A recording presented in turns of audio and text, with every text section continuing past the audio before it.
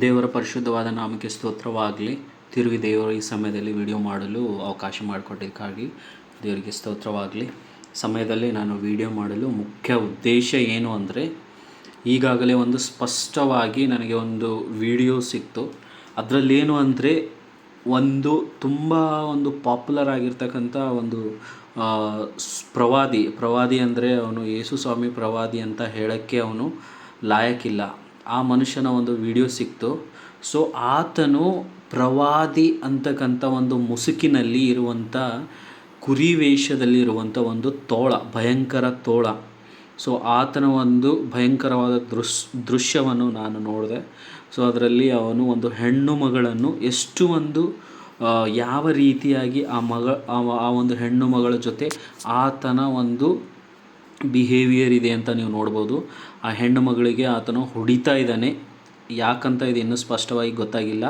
ಆದರೆ ನಾನು ಇಲ್ಲಿ ಒಂದು ವಿಷಯನ ಹೇಳಕ್ಕೆ ಬರ್ತೀನಿ. ಏನು ಅಂದರೆ, ಸೊ ದೇವರ ಸೇವಕ ಅಂದರೆ ನಾವು ಸೇವೆ ಮಾಡುವವರು ಹೊರತು ಸೊ ಈ ರೀತಿ ಮಾಡುವವರು ದೇವರ ಸೇವಕರು ಎನ್ನಿಸಿಕೊಳ್ಳುವುದಕ್ಕೆ ಅವರಿಗೆ ಯಾವುದೇ ರೀತಿಯಾದ ಒಂದು ಅರ್ಹತೆಗಳು ಇಲ್ಲ.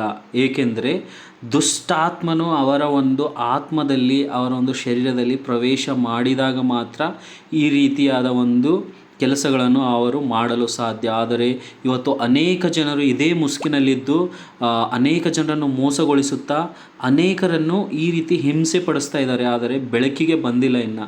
ಅದೇ ರೀತಿಯಾಗಿ ಅನೇಕರು ಈ ರೀತಿಯಾದ ಒಂದು ಸುಳ್ಳು ಪ್ರಾಫೆಟ್ಗಳು ಅನ್ನೋರು ಹಿಂದೆ ಹೋಗಿ ಅವ್ರು ಏನು ಮಾಡಿದ್ರು ನಿಜ ಅಂತಿದ್ದಾರೆ. ಆದರೆ ಇಲ್ಲಿ ನೀವು ಸ್ಪಷ್ಟವಾಗಿ ನೋಡ್ತಿದ್ದೀರಾ, ಈತನು ಕುರಿ ವೇಷದಲ್ಲಿ ಇರುವಂಥ ಒಂದು ಭಯಂಕರವಾದ ತೋಳ.